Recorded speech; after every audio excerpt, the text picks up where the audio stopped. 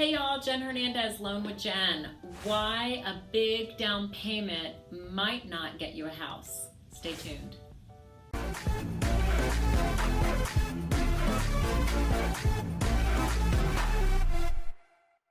Okay, we're back. Why a big down payment might not get you a house. I know what you're thinking. Lots of money, I've got a huge down payment, I'm putting 50% down. Anybody should loan me money.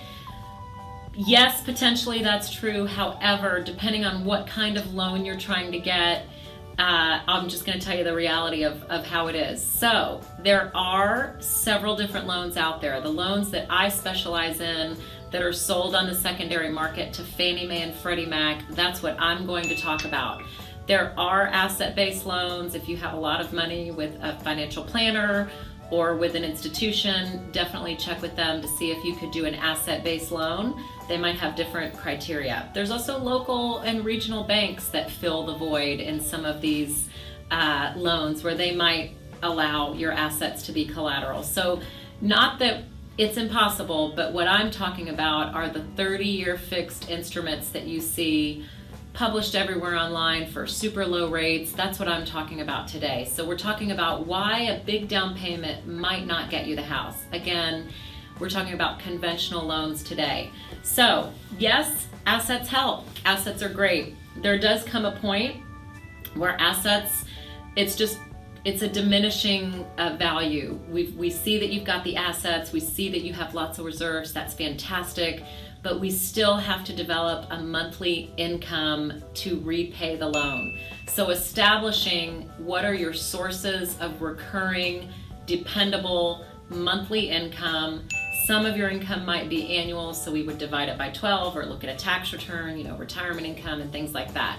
So we still do look at income. We don't turn an eye when there's only assets. Also, credit score is really important. So assets don't erase the need for a certain credit score. So let's say you have a large down payment. The minimum credit score for a Fannie Mae, Freddie Mac, AKA conventional loan, is 620. So with a very large down payment, yes, that would be possible and would certainly help your credit score. It erases the penalty that's given for having a low credit score. But let's say that you had a 550 score.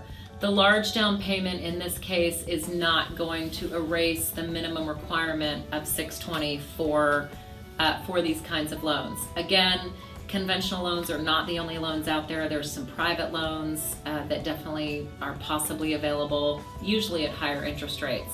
But again, we're talking about conventional loans, down payment, and why that might not get you a house. So again, I'm just going to wrap it up. What we look at when we're looking at a profile to see if they meet the requirements for a conventional loan. Yes, we look at down payment, we look at reserves, so having a lot of assets definitely helps. We also look at recurring monthly income to support the monthly payment. Debt to income ratios need to be below 45%, okay, regardless of somebody's assets. And number 3, the credit does have to be there. So credit score minimum is 620. As long as there's 20% down, you can have down to a 620. If your credit score is higher,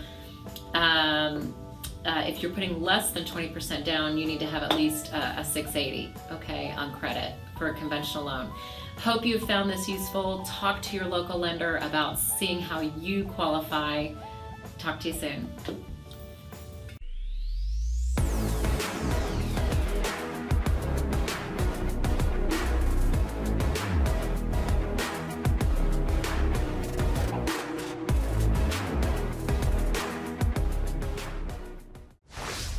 Legacy Mutual Mortgage is an equal housing opportunity lender.